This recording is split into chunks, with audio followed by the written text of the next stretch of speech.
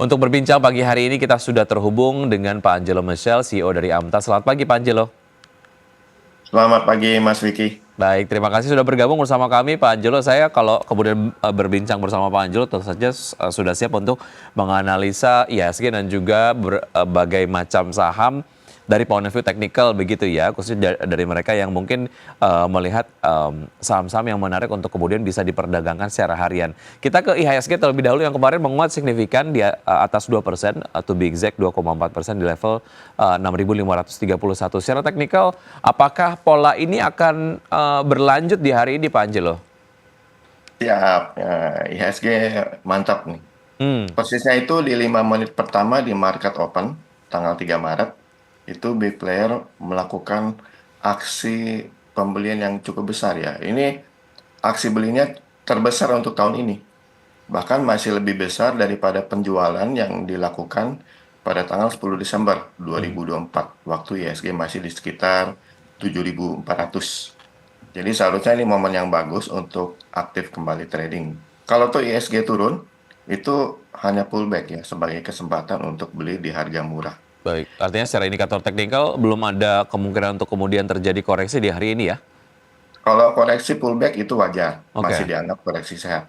Oke, realisasi sehat untuk merealisasikan keuntungan sebentar, habis itu masuk lagi begitu ya? Ya. Oke, baik. Kalau kita lihat sektor-sektor yang menjadi penyokong dari pergerakan IHSG, sektor teknologi kemarin yang menguat juga cukup signifikan. Pak Angelo, sebetulnya kalau secara teknikal sektor ini ataupun mungkin saham-saham berbasis teknologi, menurut Anda semenarik apa?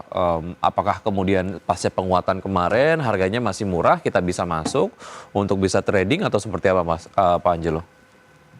Tadi saya sempat oprek-oprek sektor teknologi, Mhm. kelihatannya untuk komponen sahamnya itu banyak yang kurang bagus sebetulnya. Jadi sepertinya itu hanya mungkin technical rebound. Hanya satu yang saya lihat bagus yaitu EMTK ya.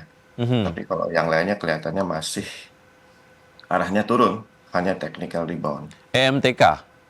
EMTK. Oke, secara harga masih kemudian murah dan juga melihat potensial upside yang menarik dalam waktu dekat. Secara teknikal potensinya seperti apa Pak Angelo? Nah, MTK kalau kita melihat ini sebetulnya dia sudah mulai untuk rally lagi setelah koleksinya cukup dalam ya. Mhm. Saya melihat itu target pendakiannya lumayan ada di 750 dan kita harus perhatikan supportnya di 510. Nah, itu petunjuk kita harus kabur ya atau cut loss Hmm. kalau ditembus ke bawah oleh harga. Oke, artinya secara apa namanya jarak dari support dan juga resistance ini menjadi cukup menarik untuk bisa masuk dan juga dimanfaatkan begitu ya. Oke, Ya.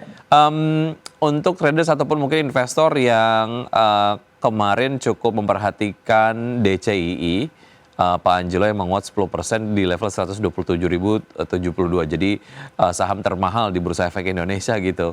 Nah sebetulnya saham-saham dengan valuasi yang begitu tinggi dari point of view trader itu menarik nggak sih? Dan apa rekomendasinya secara apa investasi harian ataupun mungkin secara teknikal dari DCI ini Pak Angelo? Untuk saham-saham yang nominalnya mahal tapi belum tentu value-nya mahal ya. Mhm. Seperti DCI ini, dia nominalnya memang mahal, tapi trading value-nya nggak tinggi. Paling tinggi saya lihat cuma sekitar 6 miliar rupiah per hari.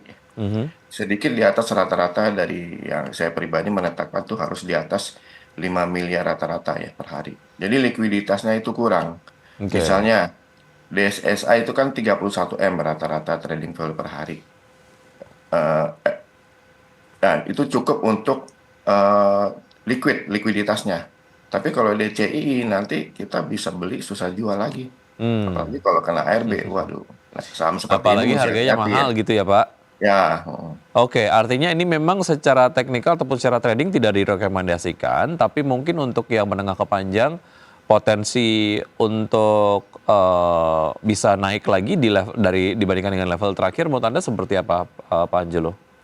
kalau untuk naik lagi peluangnya sangat besar ya, karena memang Hmm, pembeliannya cukup besar di tanggal kita lihat di tanggal 24 21 itu besar, besar sekali pembeliannya. Tapi ya itu kalau mau ikutan jangan gede-gede mhm. lotnya, kecil-kecil aja nanti susah jual. Oke. Target terdekat untuk DCI ataupun mungkin menengah ke panjang Anda melihat di level berapa, Pak? Kalau menengah ke panjang itu masih kita anggap sky is the limit ya, karena Mhm. itu tidak ada batas resisten di atas. Tapi kalau untuk target pertamanya itu bisa mencapai kira-kira 176 ribuan gitu. 100? 76 ribuan. 76.000. Jadi ini secara disparitas juga ataupun mungkin perbandingan masih jauh dibandingkan dengan harga terakhir ya. Jadi Ya, untuk mereka yang kemudian punya modal cukup besar begitu, kalaupun memang mau masuk ke DCII silakan masuk karena dari Pak Anjelo sendiri melihat ini potensinya secara menengah begitu ataupun panjang bisa mencapai level di 170 ribuan begitu ya Pak. ya, tapi jangan gede-gede belinya. Jangan gede-gede ya. Oke, baik. Itu tadi beberapa analisis yang sudah disampaikan oleh Pak Angelo Michel. Kita akan lanjutkan usai jeda berikut ini. Dan juga kita akan membahas terkait dengan saham BBRI yang kemudian kemarin juga mengalami penguatan dan saham-saham pilihan yang direkomendasikan pagi hari ini dari Pak Angelo usai jeda berikut. Tetap bersama kami di Market Buzz.